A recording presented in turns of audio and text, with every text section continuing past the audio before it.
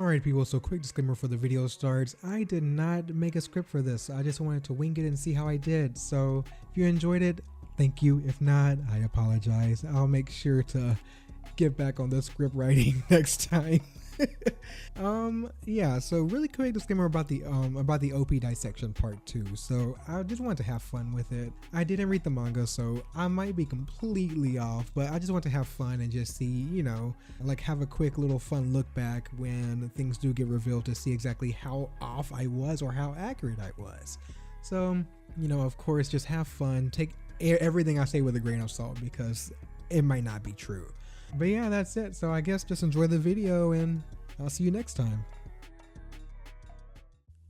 I am always nervous when a new season of anime starts because you have no idea what to expect. Will the next arc be just as interesting or compelling as the previous one? Will the production be on the same level? Will the anime adaptation properly follow the source material? You have no idea what's going to happen and zero control over any of it. And I hate that feeling. I hate not knowing what to expect now, and I partly blame Promised Neverland Season 2 for that. They gave me major trust issues, but let's not get into all that. Today, we talk about Demon Slayer. For someone who gets deeply invested in shows and the many characters we meet along the way, Demon Slayer had me holding my breath and hoping that on the production side, Ufotable would knock it out of the park for a third time. And let me tell you, they did not disappoint. Honestly, they rarely ever do. They're a masterclass animation studio for a reason, and I don't even remember the last time their production quality ever let me down. But yeah, I already had high expectations after hearing how much the manga readers loved the Entertainment District arc, but my main worry stemmed from how we were going to transition from the most depressing endings in Demon Slayer so far to a brand new mission in a very different atmosphere from what we're used to. But I gotta say, I loved everything about the start of this new arc.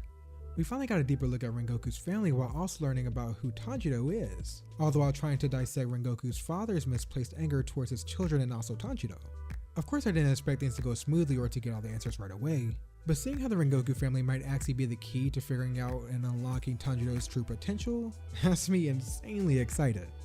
Another thing I was looking to see is some kind of growth coming from Zenitsu, and it might be slight growth, but I'll take what I can get this early on. Compared to how we originally met him versus how we've already seen him in this new season / arc, it's got me satisfied already. He's finally taken the initiative and it's clear that he's more level-headed and calm versus how we saw him in season 1 and also Mugen Train. The next person I really want to talk about is the Hashira that we'll be following this season, and that is Tengen.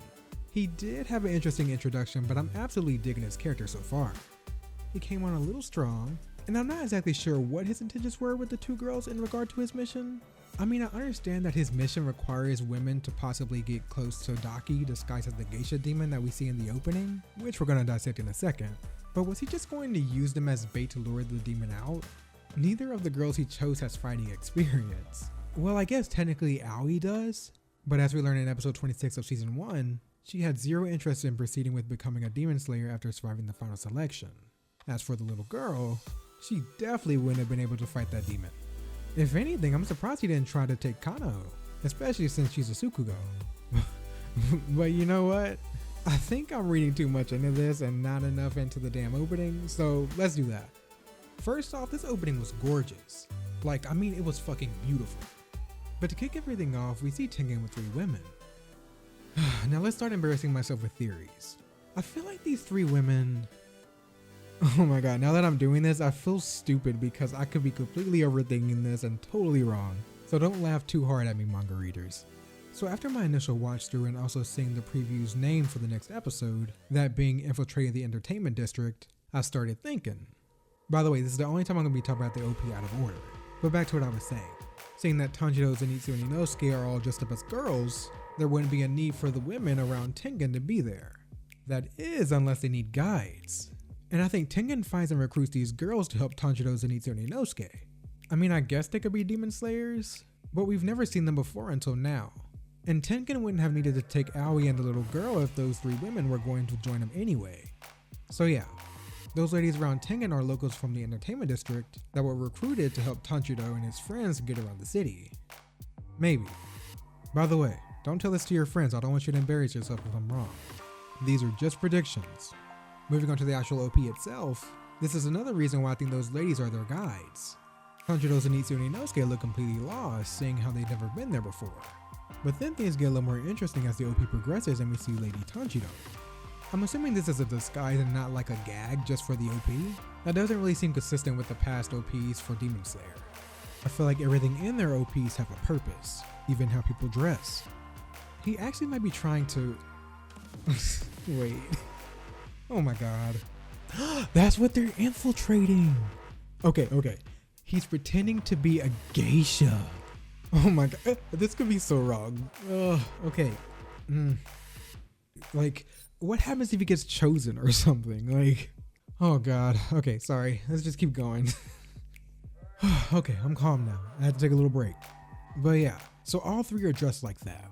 Also, I didn't realize this my first watch through, but oh my god, Inosuke looks gorgeous. I always forget that he looks good. And now I'm excited to see how Tengen reacts because he hasn't seen him without his boar mask on. But, let's get back on topic. I'm sorry. I'm a professional. It looks like we're going to get more information on Tengen, which makes sense, since of course he is the main focus of this season. Also, we see that Muzan is back on his ship. Now I'm curious to see if his other appearances are also going to play a prominent role. For those who haven't watched the first episode yet, I won't show the form he took, but it could be interesting to see if he uses that form to his advantage, or to see if the form he took in season 1's finale makes a return.